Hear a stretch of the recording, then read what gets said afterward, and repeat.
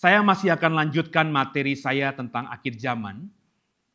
Paling tidak sampai minggu depan, Bapak Ibu.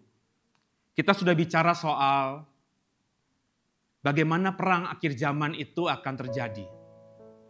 Materinya ada, Bapak Ibu bisa lihat di channel YouTube kami, Dwe BSD.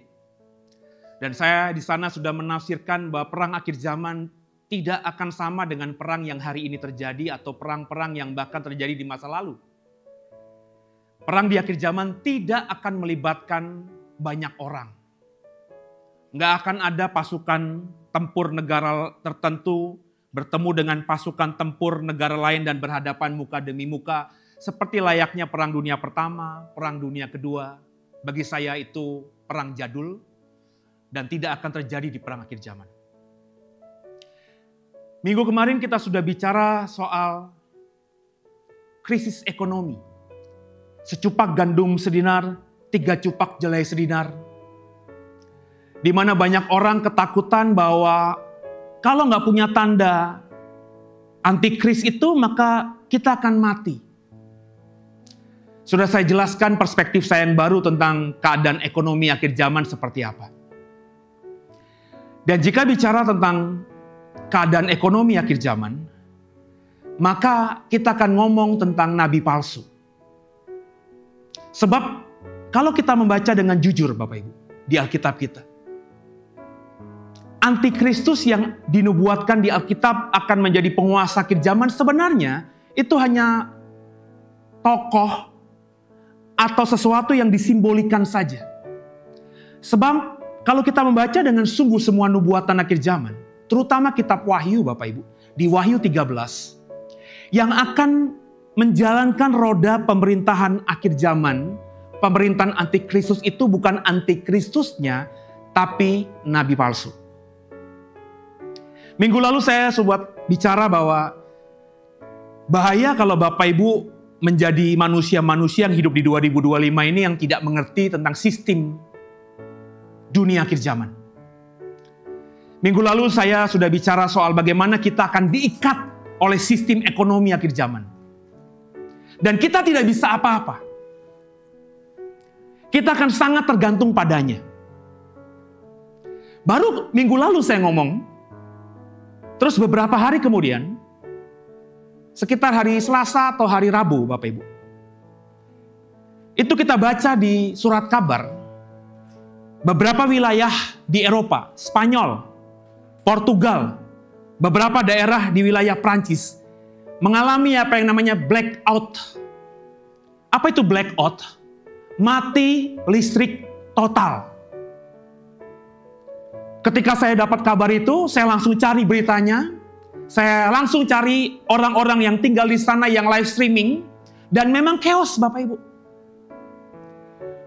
ATM itu diantri sedemikian rupa.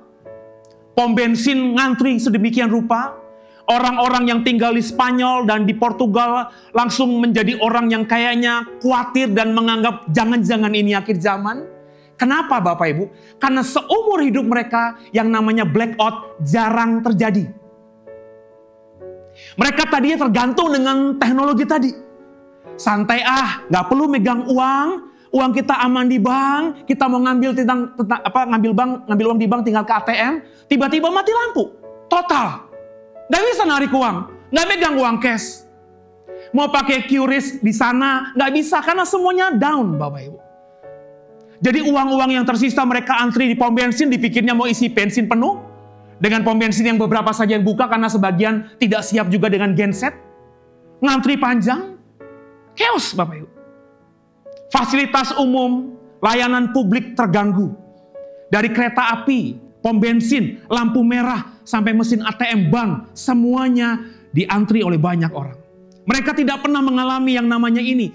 Ketika itu saya lihat terjadi, saya bilang konfirmasi dengan apa yang saya sampaikan di hari Minggu kemarin. Begitulah nanti akhir zaman Bapak Ibu. Bapak Ibu tergantung percaya sama sistem. Kita secara nggak sadar kita diikat sama sistem. Mengikatkan diri pada sistem, dan ketika sistem itu collapse, semua kita kalang kabut. Gak lama kemudian hari Jumat kemarin, kita dapat kabar apa? Sore hari, Bali mengalami blackout juga. Mati lampu beberapa jam. Chaos nggak di Bali? Santai itu. Paling orang-orang kaya pergi ke S Hardware, apa tuh namanya sekarang yang udah tutup itu, ya. Toko-toko listrik nyari genset. Cuma genset yang rame, tapi yang lainnya aman di Bali. Padahal sama-sama mati lampu. Kenapa? Karena di Indonesia mati lampu biasa.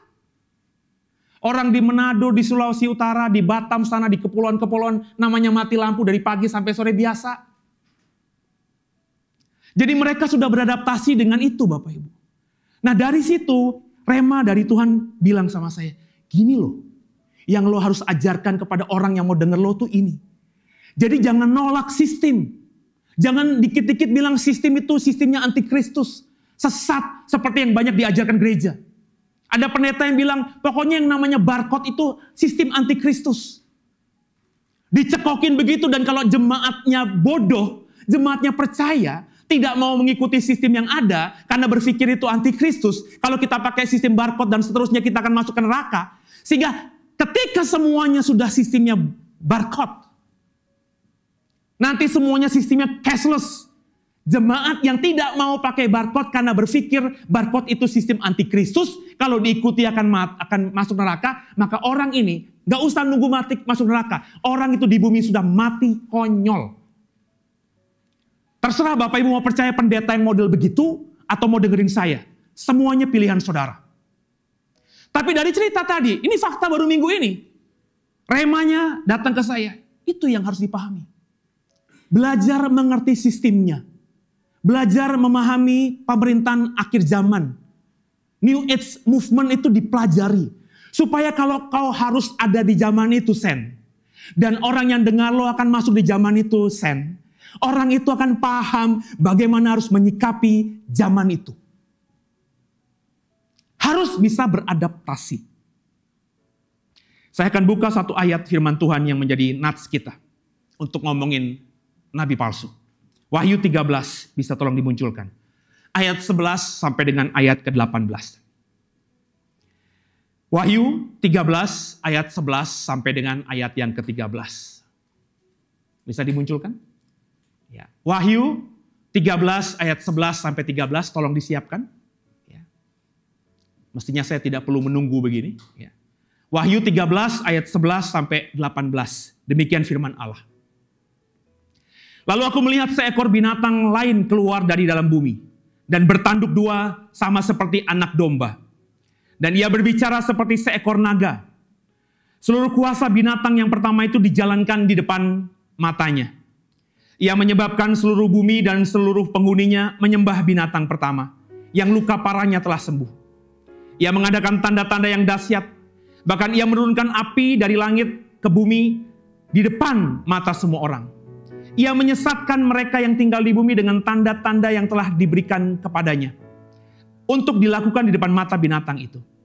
Ia menyuruh mereka yang tinggal di bumi. Supaya mendirikan patung untuk menghormati binatang yang luka oleh pedang. Namun tetap hidup itu. Kepadanya diberikan kuasa untuk memberikan nyawa kepada patung binatang itu. Sehingga patung binatang itu bicara juga. Dan bertindak begitu rupa. Sehingga semua orang yang tidak menyembah patung binatang itu dibunuh.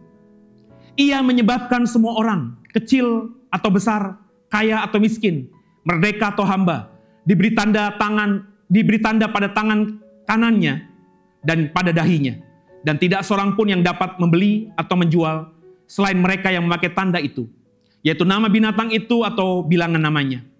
Yang penting di sini ialah hikmat, supaya siapa yang bijaksana, baiklah ia menghitung bilangan binatang itu, karena bilangan itu adalah bilangan seorang manusia, dan bilangannya ialah 666.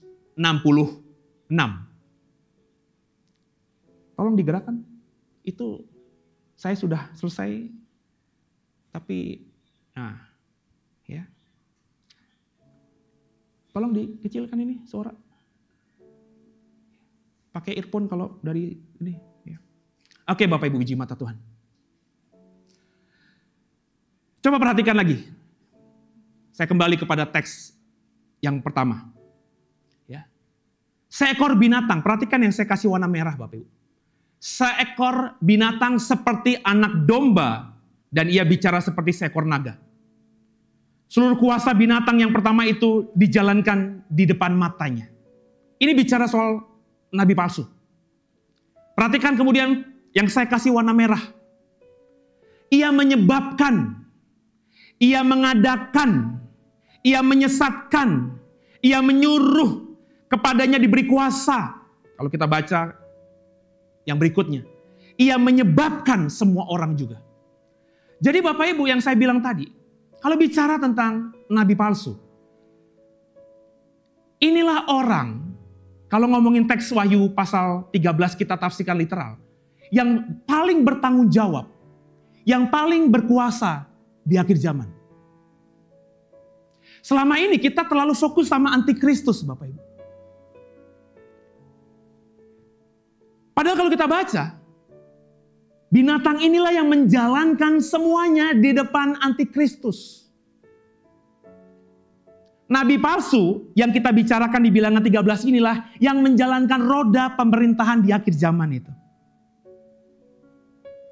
Nah, dalam penafsiran konvensional, dalam penafsiran yang lalu, kalau Bapak Ibu lihat di channel kami, YouTube WBSD, saya udah ngomong panjang lebar soal nabi palsu, Pak. Dulu saya menafsirkannya begini, nabi palsu itu kalau nggak individu, kelompok agama, yang pastinya nabi palsu itu orang Kristen, dari kelompok Kristen, yang apa? Pertama, menyebarkan ajaran sesat. Itulah nabi palsu. Misalnya menyangkal Yesus sebagai juru selamat. Kemudian nabi palsu, dulu saya ajarkan, melakukan mujizat supranatural. Dia bisa turunkan api dari langit. Dia melakukan banyak penyembuhan-penyembuhan palsu. Itulah nabi palsu yang saya ajarkan di masa lalu. Kemudian juga saya mengajarkan nabi palsu itu bekerja untuk antikristus. Di mana antikristus itu adalah sosok pemimpin global di akhir zaman nanti. Kemudian saya juga kalau ngomongin nabi palsu pasti ngomongin tanda 666. Seperti yang kita baca di Wahyu 13 tadi. Dan tanda 66 dipahami sebagai sistem ekonomi atau politik yang mengontrol manusia. Biasanya saya dulu dan beberapa pendeta lainnya menafsirkan dengan chips atau barcode yang saya sudah jelaskan di awal tadi. Itulah penafsiran yang umum tentang nabi palsu yang Bapak Ibu bisa temukan hari ini sampai detik ini yang dibagikan oleh banyak hamba Tuhan. Tapi lupa Bapak Ibu bahwa penafsiran ini punya keterbatasan. Karena terlalu fokus pada tokoh tunggal. Seolah-olah nabi palsu itu tokoh tunggal. Memang bentuk gramatikalnya adalah singular, tunggal. Begitu juga antikristus, bentuk gramatikalnya tuh tunggal. Jadi kebanyakan orang yang jago banget bahasanya, bahasa Yunaninya, itu berkata nabi palsu itu orang, sosok satu orang, dan antikristus itu sosok satu orang. Kemudian juga kita terlalu fokus pada mujizat spektakuler yang dilakukan oleh nabi palsu yang bisa kita temukan di Wahyu 13. Tapi perhatikan Bapak Ibu, dengan cara berpikir kita yang modern. Bapak Ibu orang modern nggak? Bapak Ibu hidup di tahun 2025 ini zaman modern nggak? Coba Bapak Ibu.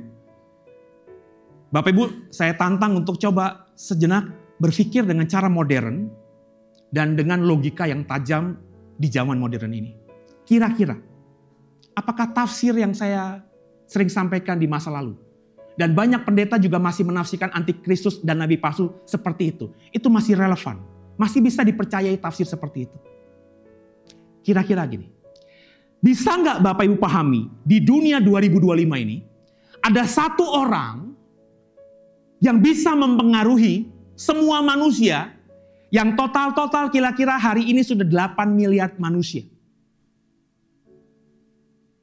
Bisa nggak Bapak Ibu bayangkan dengan otakmu hari ini, bahwa ada satu orang yang bisa mempengaruhi semua 8 miliar manusia yang hidup di 2025 ini?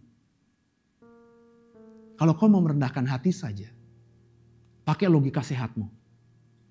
Kau akan berkata, gak mungkin hari ini dengan kecerdasan semua manusia yang ada di 2025 bisa tunduk, bisa percaya, bisa taat, bisa mengikuti, bisa pokoknya percaya pada hanya satu orang saja.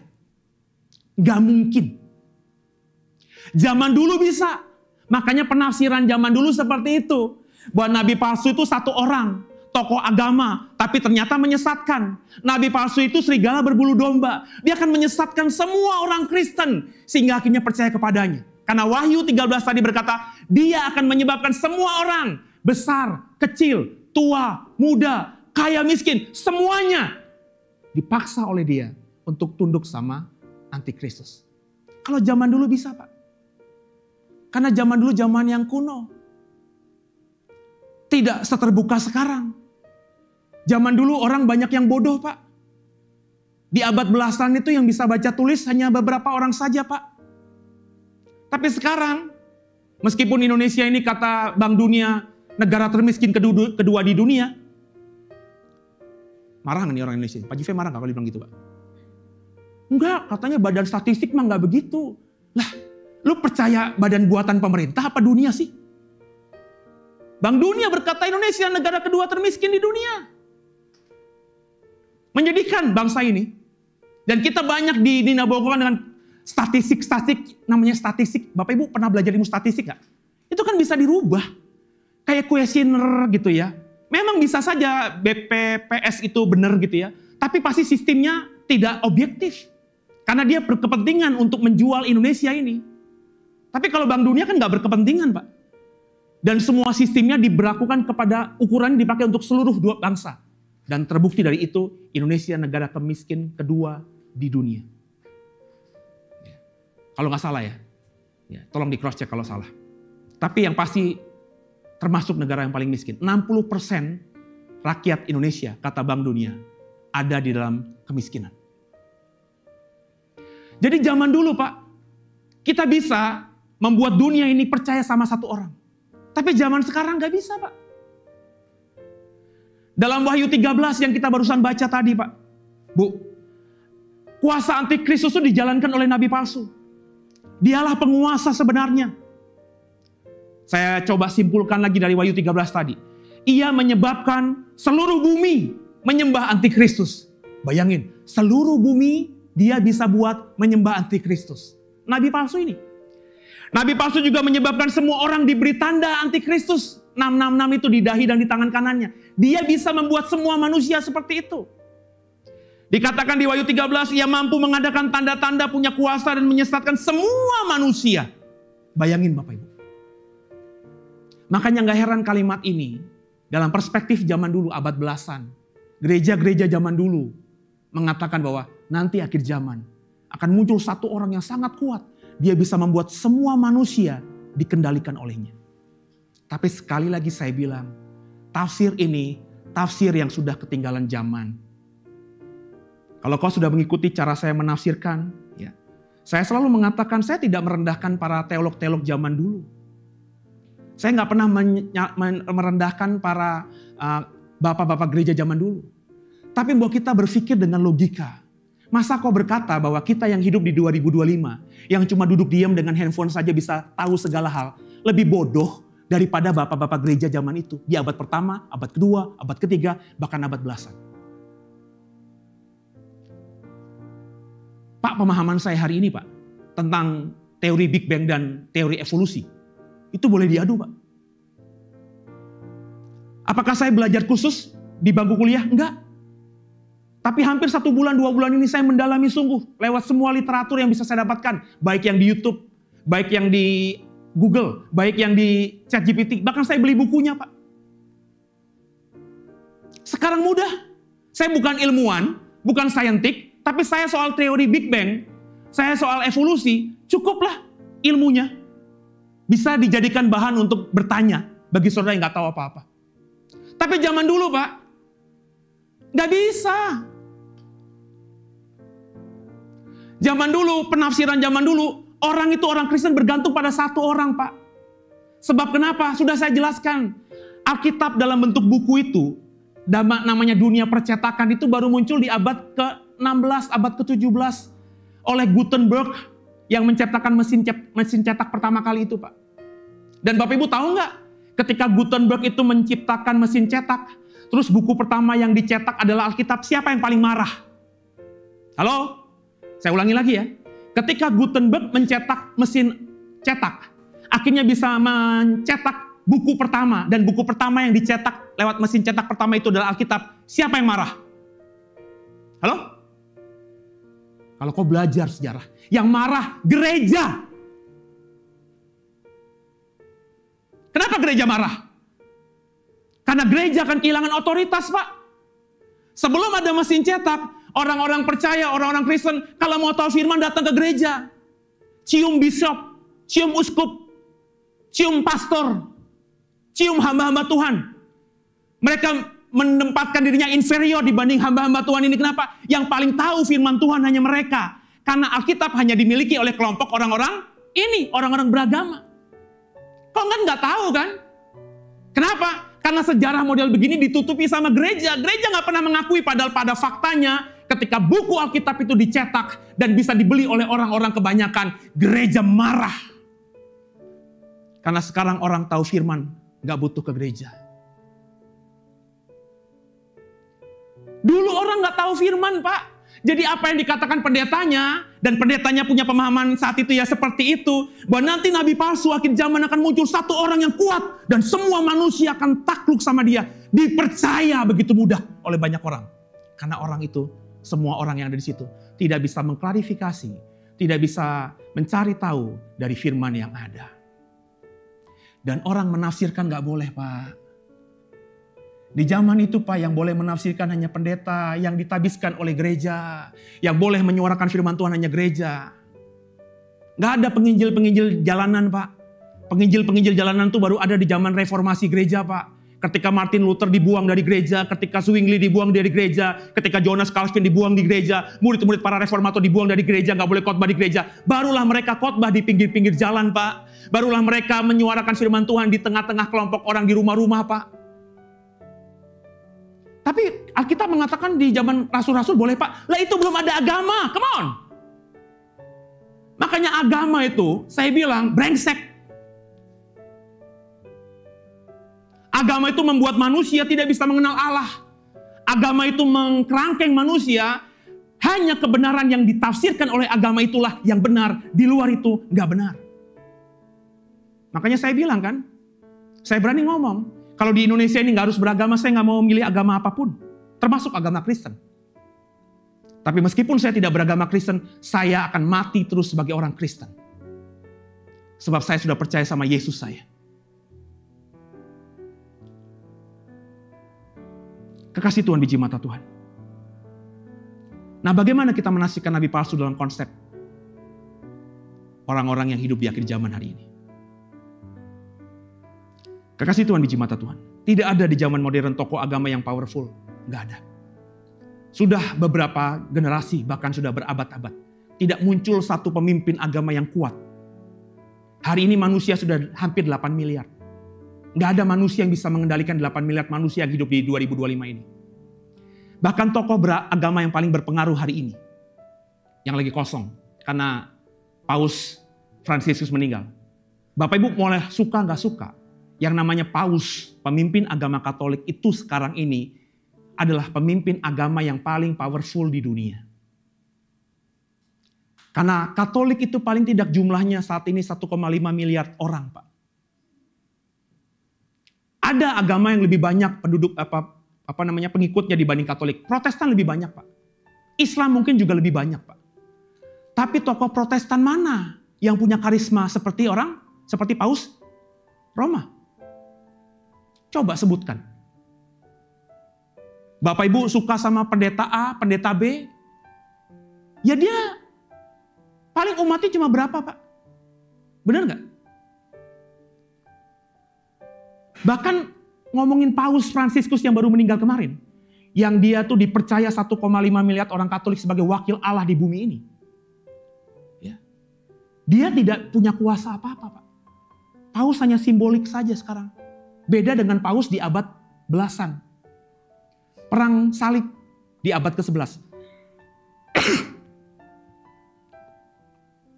Boleh ambil minum? Jangan itu, habis. Jadi kekasih Tuhan. Paus di abad ke-11 itulah yang menyebabkan perang salib. Paus Urbanus kedua. Gara-gara dia, semua kerajaan-kerajaan Eropa mengirimkan tentara salibnya menyerang ke timur, merebut Yerusalem. Tapi Paus sekarang gak punya kekuatan itu, Pak. Perang Rusia-Ukraina itu sudah dikecam sama Paus. Tapi apa yang terjadi? Perangnya jalan terus. Israel membunuh banyak rakyat Palestina. Sudah dikecam sama Paus. Tapi apa yang terjadi? Israel terus membunuh orang-orang Palestina. Jadi kekasih Tuhan, biji mata Tuhan. Paus sekarang tidak seperti dulu. Kalau kita ngomongin misalnya sekarang ini dunia Islam. Kalau bagi saya pemimpin Islam yang paling karismatik hari ini Ayatollah Khamenei. Dia adalah pemimpin spiritual Syiah di Iran. Tapi perhatikan, kalau kau suka berita tentang apa yang terjadi di Iran, bahkan level mahasiswa sekarang banyak yang tidak setuju lagi dengan Ayatollah Khamenei. Dan kalau ngomongin Syiah itu prosentasenya kecil dibanding Sunni, Pak, di dunia ini. Jadi gak ada itu pemimpin agama hari ini yang punya karisma bisa mempengaruhi banyak orang. Di Indonesia nggak usah jauh-jauh dah. Di zamannya Ahok tuh, ada yang mengaku imam besar umat Islam Indonesia. Bener? Dia bisa mengumpulkan massa banyak di Monas saat itu. Tapi organisasi massa Islam seperti NU, seperti Muhammadiyah, seperti Masyumi, tidak tunduk sama dia. Kalau ada beberapa orangnya mengagumi imam besar ini, mungkin saja ada. Tapi secara organisasi, mereka tidak merasa bahwa imam besar mereka adalah orang ini. Yang saya maksudkan Bapak Ibu, membayangkan, menafsirkan, nabi palsu itu akan punya kekuatan, kekuasaan yang bisa mempengaruhi semua manusia. 8 miliar manusia di 2025 ini, sesuatu yang gak masuk akal saya. Sulit dipahami, sulit dimengerti. Nah oleh karena itu Bapak Ibu, kita harus menafsirkan ulang seperti apa nabi palsu itu. Supaya relate gitu dengan situasi sekarang kita ini. Sehingga kalau kita relate dengan nubuatan akhir zaman, maka kita itu jadi berjaga-jaga, bersiap-siap. Kalau hari ini Bapak Ibu diajarkan bahwa akhir zaman nanti akan ada satu muncul pemimpin yang mempengaruhi dunia. Antikristus namanya. Dia dibantu dengan nabi palsu yang bisa membuat semua manusia percaya sama antikristus. Kalau itu tafsirannya, kita akan berkata, masih lama itu. Karena gak ada orangnya, gak ada contohnya. Makanya saya bilang, penafsiran itu gak relate. Kalau kita hidup di zaman abad belasan, sekitar abad ke-11, ketika Paus memang punya kekuasaan militer yang luar biasa, itu mungkin saja terjadi. Makanya orang-orang Protestan itu mengatakan, menafsirkan di abad-abad belasan, bahwa yang namanya antikristus itu siapa? Paus, Pak. Saya tidak sedang merendahkan Katolik di sini, justru saya sedang mengungkapkan fakta bahwa hampir semua orang Protestan, termasuk siapa? Martin Luther. Kalau kau tahu pengajaran dia. Termasuk siapa? Johannes Calvin. Itu berkata antikristus adalah Paus. Kenapa? Karena dalam konteks mereka, para reformator ini, yang mengejar-ngejar mereka, yang mau membunuh mereka, yang mau membinasakan mereka, ya memang Paus saat itu. Tapi kan kekatolikan sudah berubah, Pak. Paus Yohanes Paulus kedua tahun 2000 sudah minta maaf, Pak. Mengatasnamakan gereja Katolik, dia minta maaf atas semua perbuatan gereja di masa lalu, termasuk perang salib. Karena saya mengagumi orang ini, saya mengatakan bahwa orang ini hebat. Tapi saya akhirnya mengerti juga bahwa orang ini mengatakan sebenarnya karena memang Paus sekarang gak punya kekuatan militer seperti dulu, Pak. Jadi kalau ada orang Protestan termasuk saya menafsirkan bahwa nabi palsu antikristus adalah Paus yang nanti akan muncul seperti yang dikatakan banyak pendeta hari ini, Paus yang baru nanti adalah Paus yang paling terakhir. Kita lihat aja.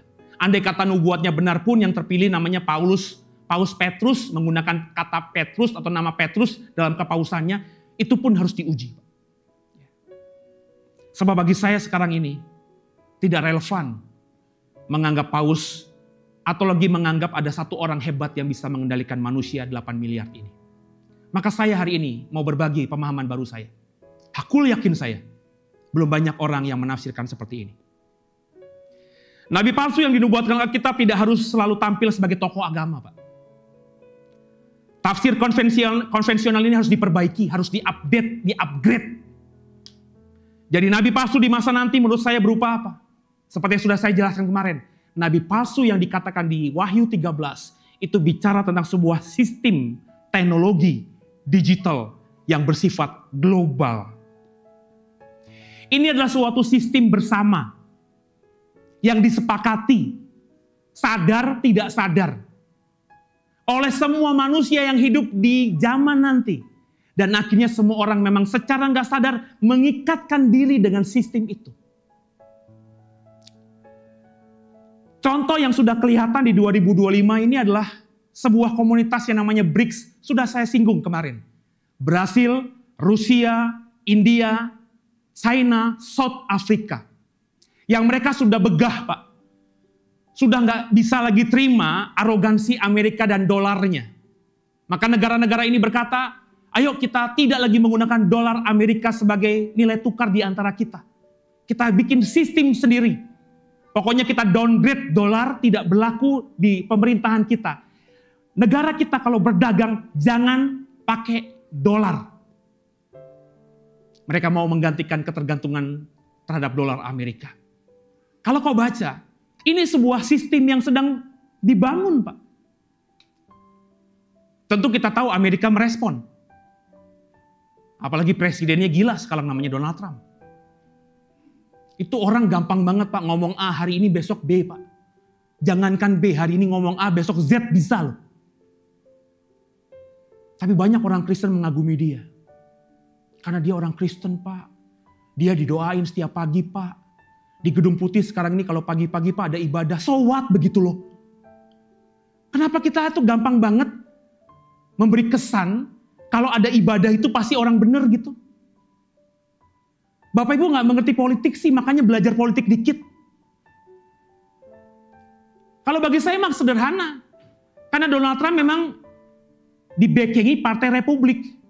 Dia berkepentingan agar pemilih Partai Republik yang konvensional, yakni orang-orang Kristen ortodoks, orang-orang Kristen konvensional, terus mendukung dia. Makanya dicitrakanlah dia orang yang beragama.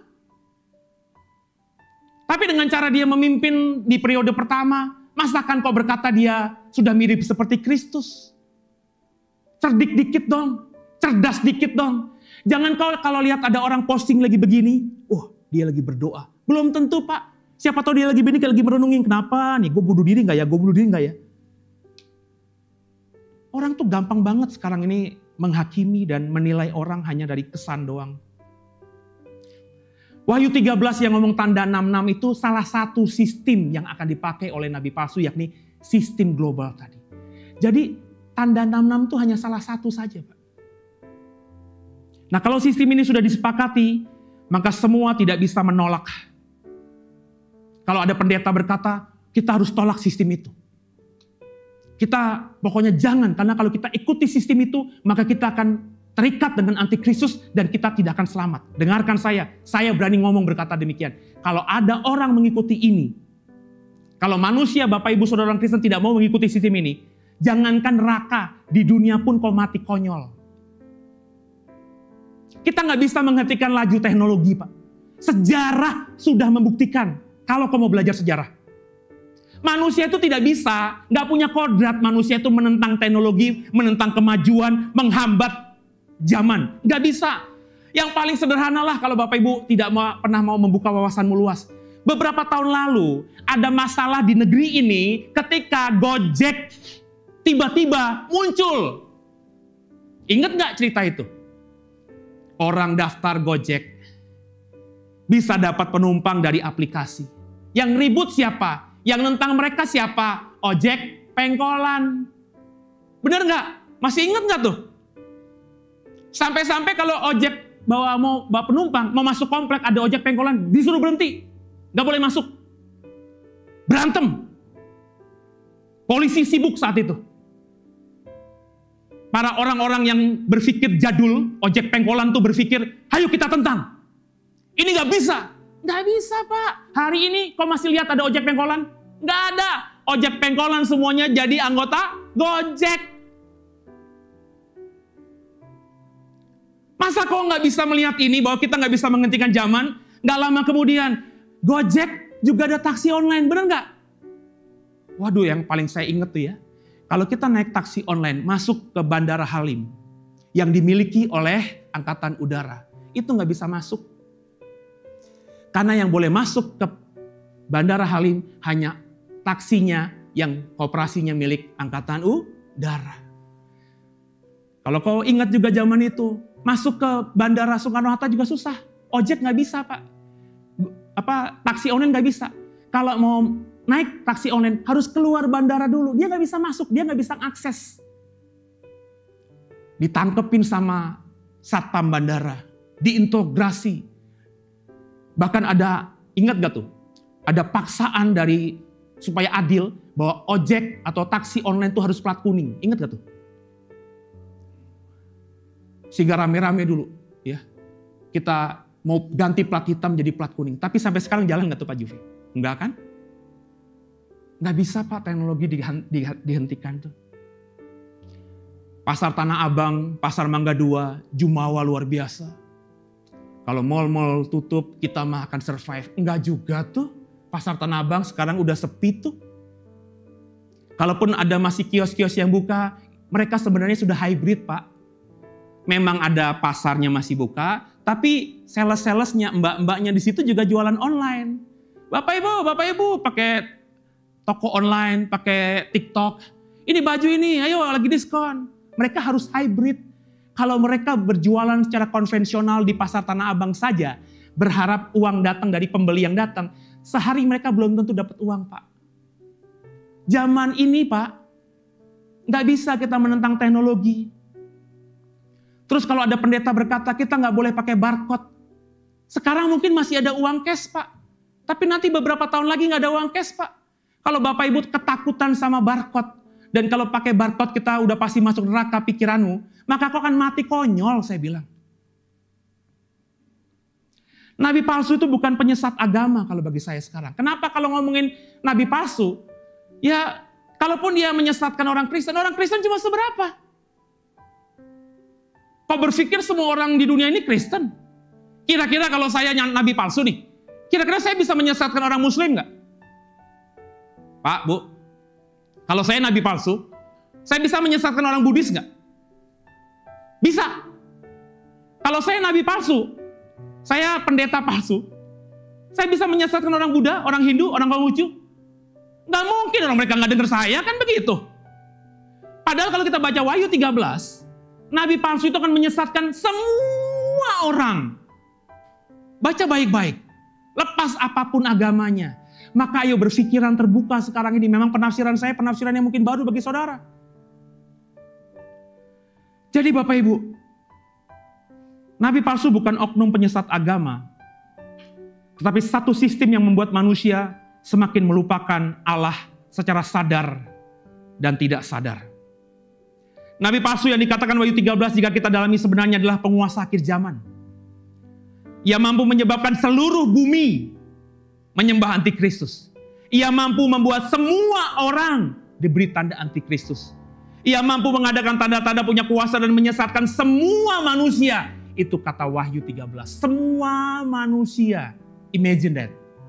Ada orang di 2025 ini yang begitu powerfulnya sehingga kalau dia ngomong semua dunia akan takluk, bahkan Donald Trump yang punya kekuasaan adidaya Amerika di bawah tangannya tidak bisa membungkam Cina, Pak.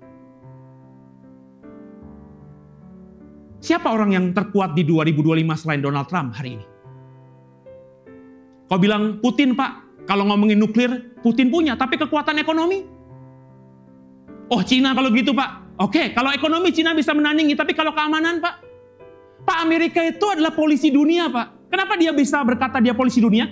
Karena di mana-mana ada kapal induknya, Pak. Di Pasifik ada, di Antartika ada. Di mana-mana dia punya pasukan. Cina nggak ada, Pak.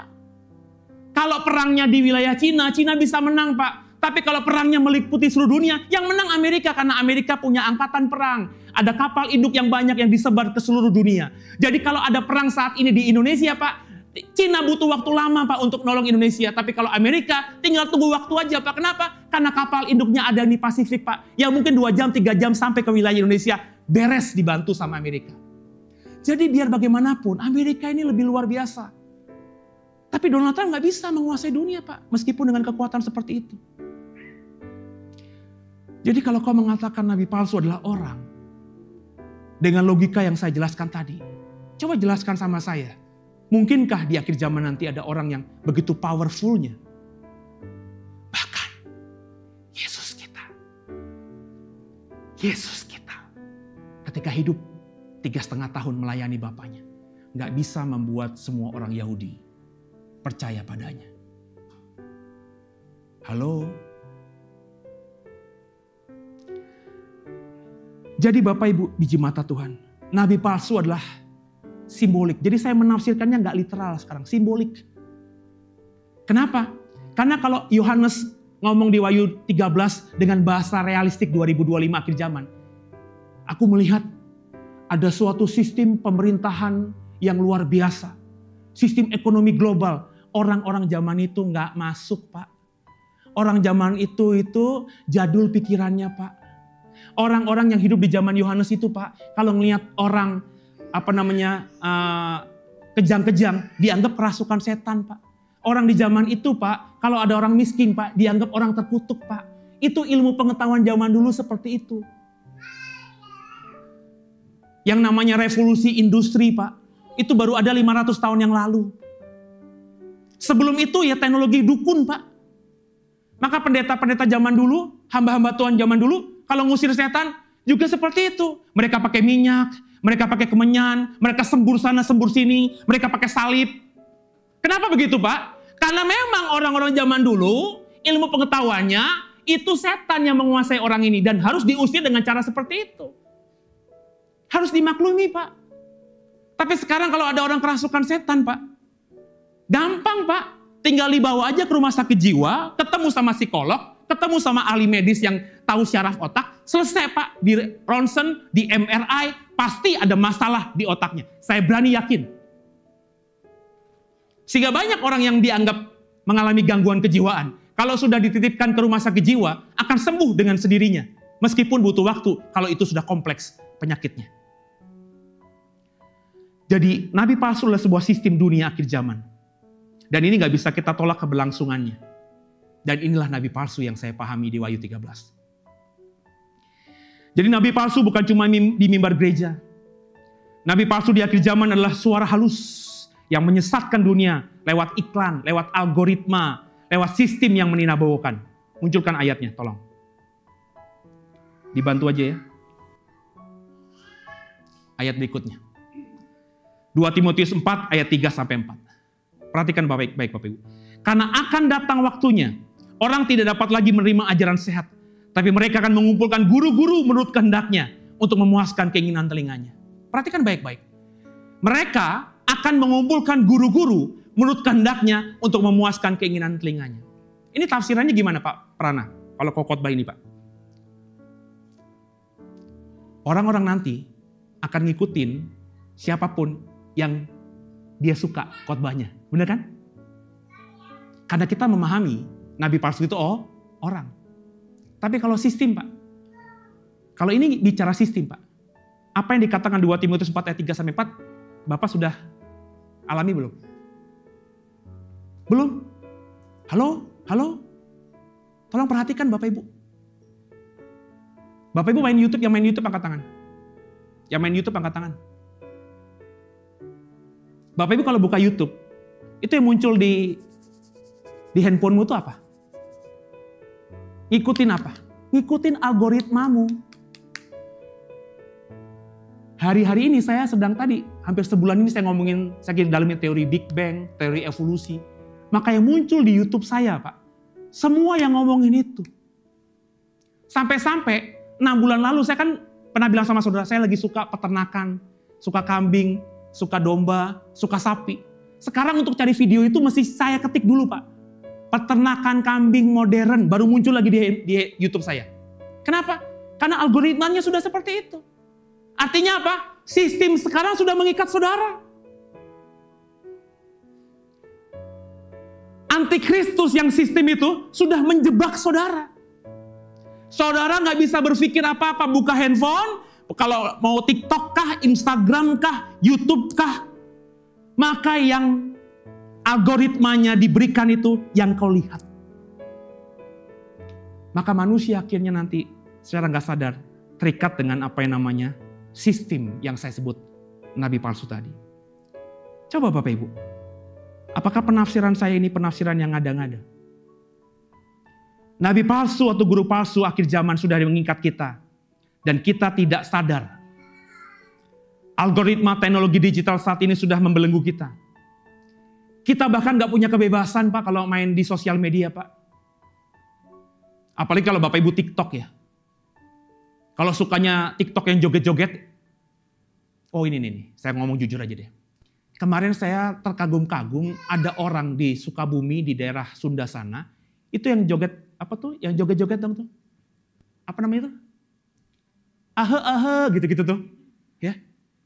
Apa tuh namanya? Apa? Satbor.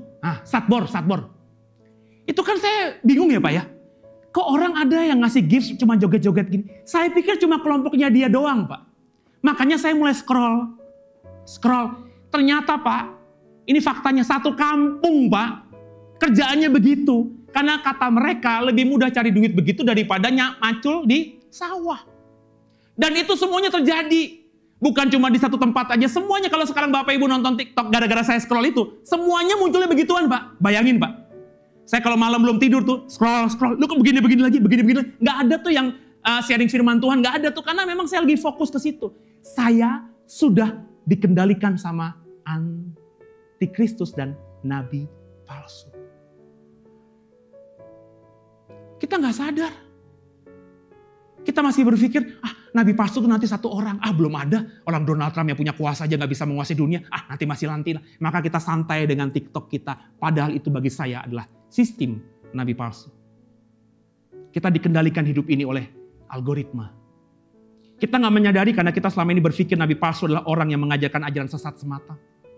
Yang memaksa kita untuk murtad. Kita gak mau berpikir lebih terbuka soal ini dan nyaman dengan tafsiran yang ada. Mari kita keluar dari penafsiran sempit, Pak. Bahwa nabi palsu itu tokoh agama yang sesat, itu penafsiran jadul, Pak.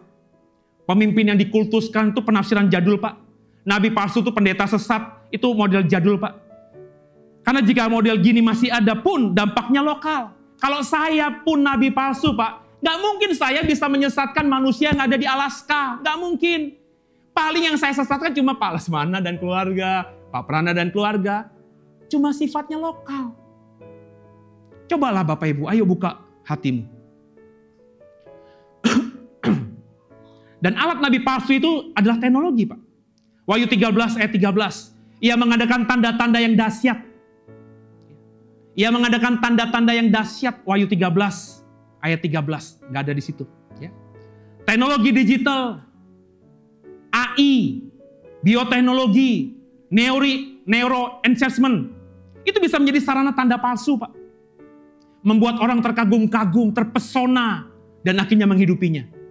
Coba kita munculkan videonya. Bapak Ibu pernah nonton video ini nggak? Ada seorang di Korea, atau di Jepang, saya lupa. Ya. Itu kehilangan anak bertahun-tahun yang lalu. Dan dia nggak bisa move on. Coba lihat video ini dulu.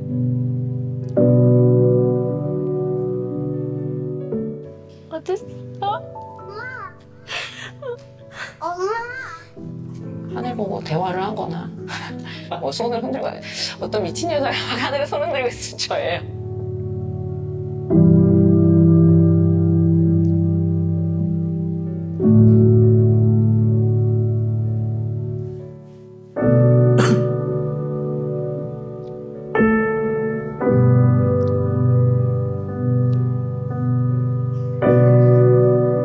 우리들이 어머님과 따님 사이의 기억을 공유하고 공감하는 감정의 전이가 먼저 이루어져야 된다고 생각했습니다.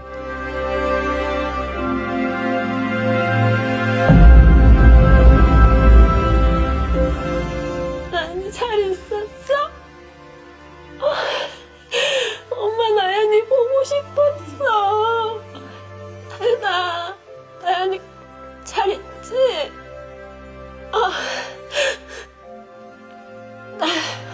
예쁜 나연이.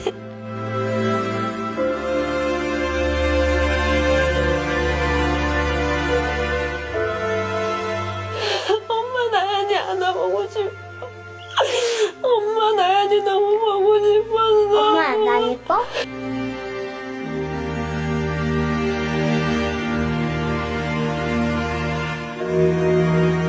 엄마, 여기 앉아봐. 여기? 엄마. 빨리. 알았어, 앉았어.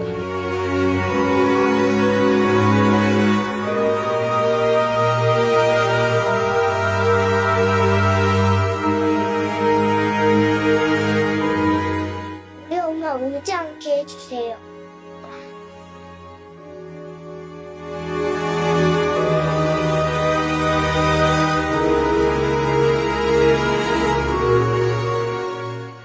나연이가 어디에 있든 엄마 나연이 찾으러 갈 거야. 엄마는 아직 해야 할 일이 있어서 그것들 다 마치고 나면 나연이한테 갈게. 그때 Kasih Tuhan. Ini bukan drakor. Ini bukan settingan. Video yang Anda lihat itu adalah teknologi dan kenyataan. Ada seorang ibu yang kehilangan anak kecilnya 3 tahun yang lalu. Dia begitu menyesali kehilangan anak putrinya ini. Dia nggak sempat berpisah. Dia nggak sempat ngutarain rasanya. Tiba-tiba anak satu-satunya yang dia cintai meninggal. Terluka. Ibu ini punya trauma yang tidak membuat hidupnya 3 tahun ini bahagia. Dan para ilmuwan membantunya. Foto anaknya yang sudah mati 3 tahun lalu direkayasa, dibentukkan AI, sehingga si ibu ini bisa lagi melihat anaknya dan kemudian diberi kesempatan untuk meminta maaf dan mengucapkan salam perpisahan. Teknologi sekarang sudah seperti itu. Orang yang sudah mati bisa dibangkitkan meskipun dengan teknologi digital. Ini terus berkembang, Pak, Bu. Yang dulu tidak terpikirkan sekarang ini bisa terjadi. Coba munculkan video pendek lagi, satu, tentang Neuralink-nya Elon Musk. Miliarder Elon Musk mengumumkan perusahaan neuroteknologi miliknya, Neuralink, berhasil menanam chip di otak manusia untuk pertama kalinya. Menurut Musk, chip bisa mengontrol gawai atau gadget cukup lewat pikiran. Chip yang ditanam di otak manusia bernama Brain Computer Interface atau BCI. Otak yang disematkan chip akan jadi pengontrol gerakan manusia. Chip dipasang oleh robot lalu merekam dan mengirim sinyal otak ke sebuah aplikasi. Tujuan awalnya adalah untuk memberi orang kemampuan untuk mengendalikan kursor komputer atau keyboard menggunakan pikiran mereka sendiri. Apakah akan ada resikonya? Kekasih Tuhan, ini lebih gila lagi. Kau mungkin berkata, oh ini tanda 666, silahkan aja lah kalau kau mau berkata demikian. Tapi Neuralink-nya Elon Musk ini, hari ini, sejak Januari 2024 sudah nolong 3 pasien. Yang pertama tuh pasien yang lumpuh. Tadi ada sempat videonya. Dengan ditaruh di chips di kepalanya. Dia bisa main catur di komputer dengan pikirannya. Pasien yang kedua itu pasien yang mengalami stroke. Dia tak bisa ngomong. Jadi sama suaminya salah paham. Tapi ketika ditaruh chips di situ, terus dimasukkan ke komputer, pikirannya bisa bersuara. Jadi kalau dia kepengen apapun, dia di komputernya muncul suara, sehingga suaminya tahu apa yang dia harus lakukan untuk membahagiakan istri. Istrinya yang lumpuh dan stroke selama ini gak bisa tersenyum, akhirnya tersenyum untuk pertama kalinya. Yang kemarin belum lama, itu orang yang mengalami ALS. Gak bisa bersuara, gak bisa bicara lagi. Ada masalah, namanya ALS itu. Dan dengan Neuralink ini, dia bisa kemudian berbicara lagi. Bapak Ibu, ke depan ini teknologi yang terus berkembang. Membangkitkan orang yang mati itu mudah. Dire Wolf, coba deh yang belum pernah nonton videonya, munculin video Dire Wolf. Kok bisa? Oke, jadi dire wolf itu udah punah dari sekitar 10.000 tahun lalu. Bulunya putih, badannya bisa sebesar manusia dewasa, tengkoraknya gede dan rahangnya kuat. Iya, soalnya makanannya hewan gede-gede juga, kayak mamut dan bison. Gila banget. Nah, perusahaan ini bilang mereka nemu DNA dari gigi dire wolf berumur 13.000 tahun dan tengkorak berumur 72.000 tahun. Terus mereka ngambil sel serigala abu-abu modern dan ngedit 14 gennya pakai teknologi CRISPR. Tapi banyak ilmuwan lain protes dan bilang kalau ini sebenarnya cuma serigala modern yang diedit jadi mirip dire wolf. Jadi bukan kita ngebangkitin dire wolf asli. Ibaratnya kalau manusia modern punya sedikit gen manusia purba, kita nggak bisa dibilang jadi manusia purba. Nah, menariknya nih, perusahaan tadi juga banyak nyoba bangkitin hewan punah lain. Misalnya mamut berbulu. Sebagai percobaan, mereka udah bikin tikus berbulu. Mereka juga berupaya buat ngebangkitin harimau Tasmania asal Australia. Hewan buas ini punah dibantai sama penjajah Eropa di awal abad ke-20. Oke, sains dan teknologi tiap hari emang berkembang. Tapi jadi muncul pertanyaan, kalau kita bisa bangkitin hewan punah, apa orang-orang malah jadi makin nggak peduli ya sama hewan yang terancam punah? Kenapa saya mau simpulkan dan mau bagikan video tadi? Karena ada ayat firman Tuhan, kalau dimunculkan Wahyu 13 ayat 15. Wahyu 13 ayat 15 berkata demikian. Kepadanya diberikan kuasa untuk memberikan nyawa kepada patung binatang itu. Sehingga patung binatang itu berbicara juga dan bertindak begitu rupa. Sehingga semua orang yang tidak menyembah patung binatang itu dibunuh. Ini adalah penglihatan Yohanes 2000 tahun yang lalu. Bahwa nabi palsu akan membangkitkan antikristus. Membuat patung antikristus dan patungnya bisa bicara. Bahasanya bahasa tradisional, bahasa jadul. Kenapa? Yohanes hidup 2000 tahun yang lalu. Dengan 3 video yang saya singkapkan tadi kepada saudara. Kira-kira apakah penafsirannya seperti itu? Saya yakin iya. Yohanes diperlihatkan situasi dunia hari ini di mana ada orang yang sudah mati 3 tahun, anak tadi bisa hidup lagi. Yohanes dilihatkan sebuah film di mana ada teknologi Neuralink, di mana orang yang lumpuh, orang yang sudah nggak bisa apa-apa, bisa bicara, bisa beraktivitas lagi. Yohanes diperlihatkan teknologi bahwa ada serigala yang udah punah 12.000 tahun yang lalu, tiba-tiba bisa dibangkitkan lagi. Dan mamut itu, buruan binatang yang namanya dire wolf di zaman 12.000 tahun lalu yang hidupnya sejak 70.000 tahun yang lalu itu juga akan dibangkitkan lagi. Kalau itu terjadi, terus Yohanes lihatnya 2000 tahun yang lalu. Apa kata dia? Jadi ayo terbuka Bapak pikirannya. Inilah nabi palsu. Kita sedang hidup di zaman nabi palsu. Cuma karena kita pikirannya nabi palsu itu orang pendeta yang menyesatkan semua dunia, akhirnya kita nggak kepikiran soal ini. Nabi palsu akan menyesatkan umat, membuat manusia tidak lagi mengandalkan Allah, membuat manusia tidak percaya lagi pada Allah. Dan itu sekarang kalau saya nonton di YouTube tentang ilmuwan-ilmuwan, mereka semuanya berkata Allah itu nggak ada. Itu problematika saya Pak, saya ada di persimpangan Pak. Saya mulai terbuka nih. Saya tidak lagi mengatakan ilmu pengetahuan itu sesat. Bagi saya ilmu pengetahuan benar. Satu sisi saya mau menjaga iman saya. Tapi kalau saya ikut konten-konten, baca buku ilmu pengetahuan, semua ilmuwan yang ada, bahkan Albert Einstein pun yang orang Yahudi, tidak lagi percaya pada Yahweh, Pak. Dia berkata, saya lebih percaya Allahnya Spinoza. Spinoza adalah seorang filsuf, Pak, yang berkata bahwa Allah itu bisa dijumpai di mana saja. Allah itu adalah alam semesta. Allah itu pohon, Allah itu manusia, Allah itu binatang. Dan Albert Einstein yang akhirnya paling tinggi itu bilang dia lebih percaya Allahnya Spinoza daripada Allah nenek moyangnya. Yahweh, Pak. Saya di persimpangan jalan, Pak. Dan sejak berbulan-bulan kemarin saya nangis sama Tuhan. Saya diem, saya berdoa. Gue gak mau gue jadi orang yang murtad. Tapi gue juga gak mau jadi orang Kristen yang bodoh. Yang berkata ilmu pengetahuan itu sesat. Dan hari ini saya menemukan kebenarannya.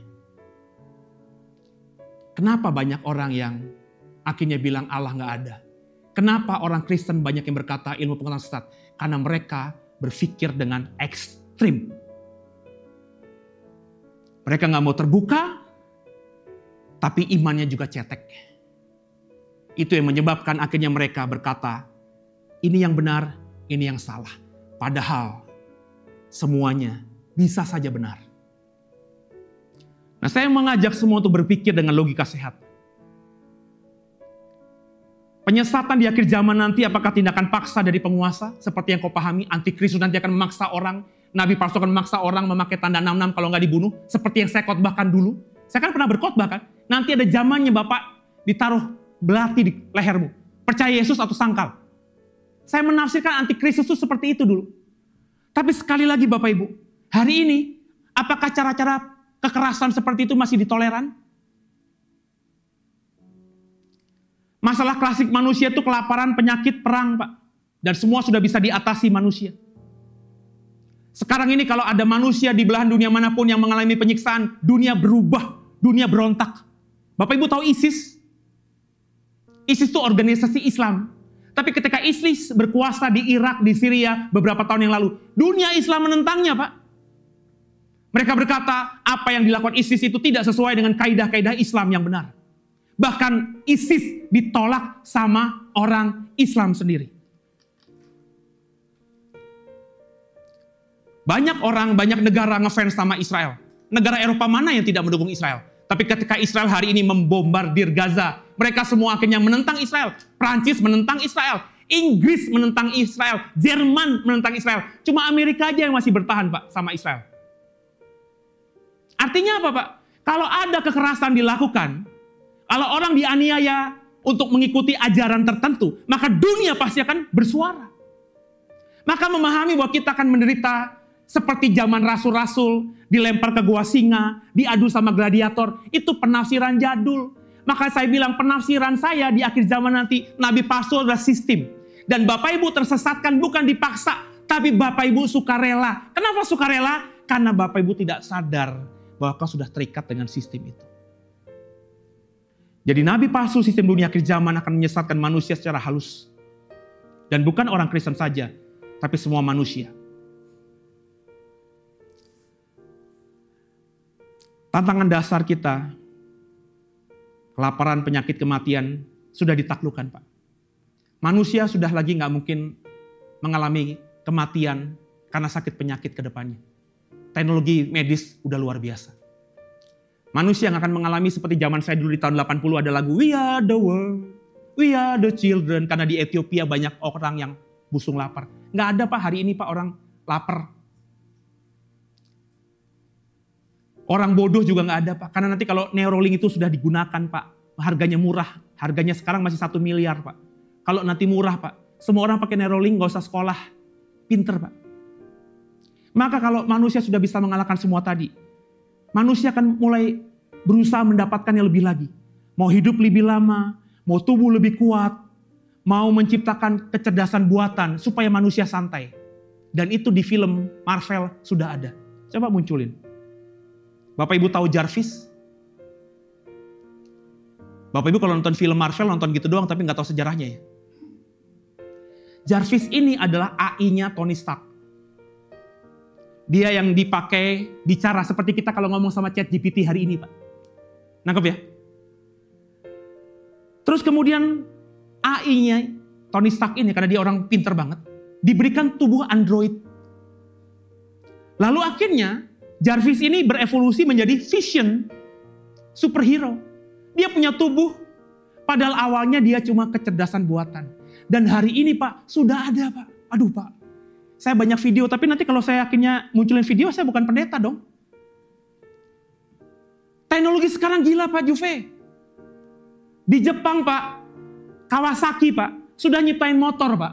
Tapi nggak ada rodanya, Pak. Motornya itu Kawasaki, cari aja di YouTube banyak kok. Sudah di launch kemarin. Itu bisa dipakai untuk hiking, Pak, yang saya bilang itu. Dia bisa ngebaca, sehingga ada jurang dia nggak mungkin masuk. Dia bisa naik ke terbingan terjal. Di Cina, Pak, ada sepeda juga, Pak, yang bisa terbang di atas permukaan tanah, Pak. Bayangin, itu apa, Pak? Tadinya AI, cuma dibikin tubuh android dalam bentuk binatang, kuda, dan juga sepeda. Maka ke depan nanti kita ketemu Jarvis dan Vision, Pak. Lagi di pasar 8, saya lagi ngantri nasi uduk, ternyata tiba-tiba samping saya ada Vision. Seperti manusia, tapi bukan manusia. Makanya saya bilang kita akan mengalami satu fase kalau manusia nggak bisa beradaptasi. Kalau kau dengarkan pendeta-pendeta yang bilang, kita tolak semua kecanggihan teknologi, Bapak Ibu akan punah. Gereja gak bisa menolak kemajuan. Sudah saya bilang berkali-kali, ketika teori heliosentris tidak dipercayai gereja, gereja pasti percaya bumi itu datar, Pak. Maka Kopernikus, Galileo Galilei ketika mengatakan bumi itu bulat, mereka dianiaya, dikecam. Setiap ada perubahan zaman, yang paling mengecam adalah gereja, Pak. Kalau kau belajar sejarah gereja dan kekelaman gereja, kau pasti akan ngerti omongan saya ini. Cuma hal-hal begini nggak diajarin. Berapa banyak saudara yang Kristen tahu bahwa Kopernikus itu dikejar-kejar sama gereja, dianggap sesat. Galileo Galilei dikejar-kejar gereja, dianggap sesat. Pada mereka adalah ilmuwan-ilmuwan yang luar biasa dan teori mereka masih berlaku sekarang ini. Mana ada sekarang yang berkata gereja berkata bahwa bumi itu datar. Padahal dulu mereka berkata bumi datar, yang mengatakan bumi bulat itu setan. Teori Big Bang dan teori evolusi pun masih dikecam sekarang oleh beberapa gereja. Tapi kalau kita belajar, gereja Katolik sudah bisa terima itu. Dulu manusia zaman dulu Pak percaya bumi diciptakan sama siapa? Dewa-dewi Pak. Ini terakhir saya mau ngomong, tolong perhatikan. Manusia dulu percaya bumi itu diciptakan sama dewa-dewi. Kalau ada petir, wah, dewa lagi marah kepada kita. Kalau hujan, wah, dewa lagi menghukum kita. Kenapa Pak? Karena ilmu pengetahuan zaman itu memang mengatakan demikian, bukan salah Pak. Tapi hari ini manusia hidup di 2025. Saudara dan saya, kalau berkata ada orang mengatakan bahwa bumi diciptakan oleh dewa. Petir itu terjadi karena dewa marah. Hujan terjadi kalau dewa marah, itu kita bilang mitos.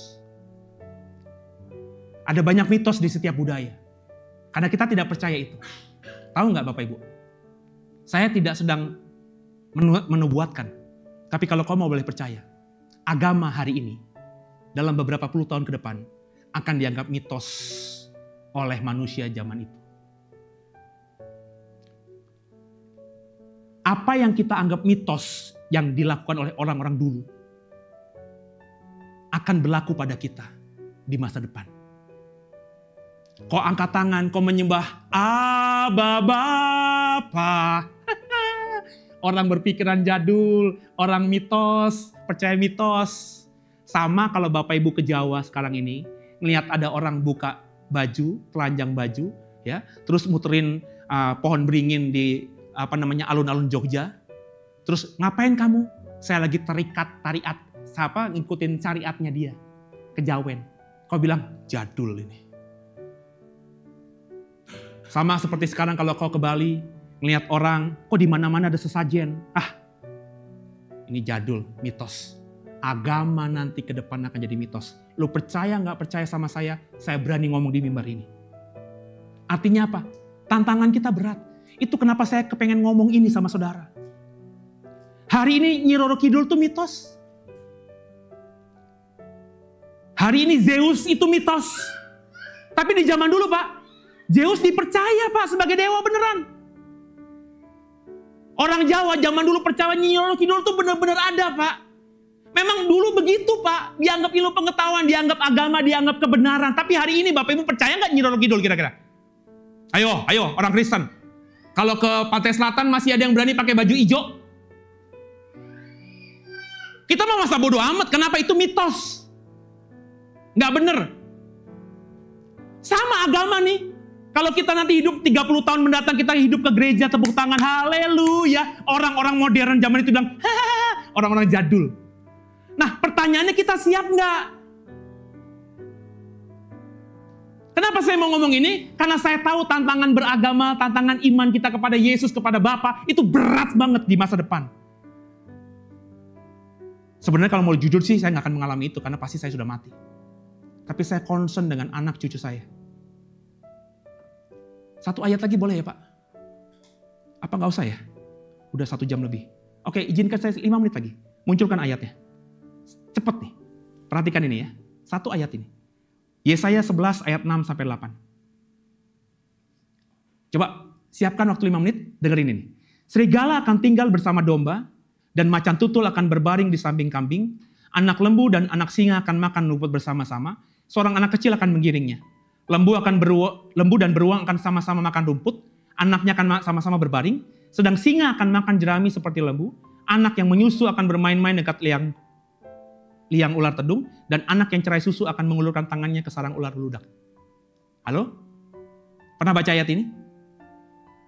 Kalau kau belajar teologi ya, saya dulu kepada mahasiswa saya mengatakan, ini adalah nubuatan tentang kerajaan 1000 tahun yang dicatat dan dilihat oleh Yesaya. Kalau kita baca nanti ayat berikutnya, Yesaya 65, ada orang kalau mati 100 tahun dianggap mati muda. Inilah kerajaan 1000 tahun yang ada di kitab Yesaya. Sekarang Bapak Ibu dengan zaman sekarang, membaca ayat ini gimana? Pak Les. Serigala akan tinggal bersama dengan domba. Hari ini memungkinkan nggak? Nggak mungkin dong. Kalau serigala lihat ada domba, disikat dong. Yang paling kalimat terakhir tuh. Anak cerai susu, berarti kan anak umur 3 tahun kan tuh. Habis dia tidak nenen lagi sama ibunya. Anak yang cerai susu akan mengulurkan tangannya ke sarang ular beludak. Kira-kira kalau lo punya anak main-main sama kobra, lo izinin nggak? Enggak lah, matilah kita. Tapi kenapa ini? Ini firman Tuhan loh. Ada masanya nanti kata Yesaya. Kita nafsirin, teolog menafsirkan ini zaman kerajaan 1000 tahun. Karena kita percaya kerajaan 1000 tahun, Yesus berkuasa, semua damai, setan diikat 1000 tahun lamanya. Tapi dengarkan saya. Ini sebuah sesuatu yang hari ini sangat niscaya. Dengan apa tadi? Saya bilang tadi. Teologi ya sudah dimulai dengan Neuralink. So saya ngebayangin ya. Neuralink itu kita nggak perlu berkomunikasi verbal. Tapi dengan pikiran bisa. Saya pakai Neuralink, saya punya anjing 2 Pak. Stanford dan Stella. Kalau teknologi itu sudah murah, saya akan pakai itu dan saya tanamkan di kepalanya Stanford dan Stella. Maka kalau saya mau jalan, saya cuma ngomong dalam hati aja. Stanford, Stella, gak usah verbal, dalam hati aja. Karena sudah terhubung tadi kan, sudah connect kan. Maka Stanford dan Stella akan tahu ngikutin saya. Sekarang ini kalau pagi-pagi Pak, ngelepas dia untuk pup Pak, susah banget Pak. Saya udah ngomong, Stanford pup, capek nih gue megangin begini. Tapi kalau nanti sudah pakai Neuralink, saya cuma bilang, Stanford, itu ada pohon besar, di bawah situ. 1 menit, Papa tunggu. Kalau enggak, Papa hajar kamu. Tanpa ngomong, pikiran aja. Stanford saya yakin akan ngerti. Ke depan akan begitu, Pak. Jadi ini sesuatu yang 2025 sudah terbuka. Asal kau mau saja belajar. Intinya Pak, zaman yang gak lama lagi, zaman nabi palsu akan kita alami. Kita gak boleh anti terhadap teknologi. Sudah saya bilang tadi, anti teknologi akan mati. Gereja sudah berkali-kali menentang teknologi, gereja kalah. Maka kita harus cerdik seperti ular, tulus seperti merpati. Itu pesan terakhir saya. Jadi kalau ada sesuatu yang baru, pelajari. Saya udah ngomong sama Sean, kemarin saya ngomong sama Silo. Silo, kamu punya duit berapa? Ada tuh Pak di dompet. Berapa? Sebutnya nominalnya. Silo, kamu tanya Kokoh. Coba mainkan uang itu, main di dunia kripto, Papa bilang. Kamu belajar ya nak. Coba itu nanti beli apa kek, Bitcoin kek. Meskipun cuma kecil, tapi belajarlah. Kamu belajar itu di investasi atau di trading. Belajar aja nak. Metaverse Pak, katanya sudah gagal. Enggak, itu baru karena kemarin itu kita belum siap. Dunia itu seperti itu ke depannya. Nah anak-anak kita kalau cuma kita fokusin kuliah. Enggak diajarin Pak gitu. Ini Tama minggu depan wisuda kan? Lo tahu nggak kayak gini-gini nih? Yang Om bilang ini. Kalau lo nggak tahu lo binasa nanti. Kalau ngandelin Pak Juve, ngandelin mamamu, Bu Bebi, apalagi Oma Neta. Nggak ngerti apa-apa, belajar Bitcoin apaan, nggak ngerti. Tapi kau harus ngerti, Tam. Karena dunia itu ke depan begitu. Gereja juga harus begitu. Ya. Jadi belajar seperti cerdik, seperti ular, tulus seperti merpati. Pelajari sistem, supaya kita tidak terikat dengan sistem ketika sistem itu berlaku. Semoga semuanya bisa mengerti dan materi yang banyak ini akan saya lanjutkan di Pagi Berkat bersama Pase sepanjang Senin sampai Jumat 6:30. Ya, karena ini masih ada 7 lembar lagi ya yang belum saya bagikan karena waktu. Jadi Bapak Ibu biji mata Tuhan, kita akan bagi di Pagi Berkat bersama Pase, Bapak bisa pelajari bersama saya lebih dalam lagi. Semoga kita mengerti, semoga Bapak Ibu terbuka, semoga Bapak Ibu bertanya kepada Roh Kudus, benarkah penafsiran nabi palsu yang saya tafsirkan barusan? Minggu depan kita ngomong antikristus. Ini sama aja Bapak Ibu. antikristus yang akan saya bagikan minggu depan itu tidak sama seperti pengajaran saya soal antikristus sebelumnya. Pengajaran ini progresif. Kalau orang yang mengikutinya dengan pola pikir kantong anggur yang lama nggak akan ngerti. Tapi kalau kau ngerti dan terimanya dengan kantong anggur yang baru, maka Bapak Ibu nggak bisa menentang dan melawan apa yang saya katakan tadi. Karena semua yang saya katakan by data, semua karena fakta. Tundukkan kepala, kita akan berdoa.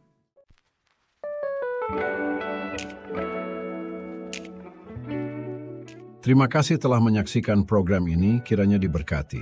Dan kalau tidak keberatan, boleh dibantu untuk share, like, subscribe, komen, dan follow sosial media kami.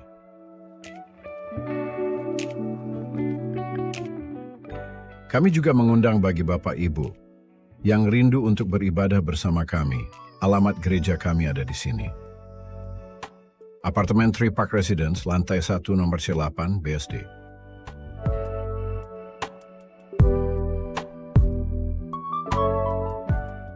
Dan bagi Bapak Ibu yang ingin mendukung pelayanan kami bisa via transfer rekening terlampir atau dapat cek di kolom deskripsi ataupun link yang ada di bio kami.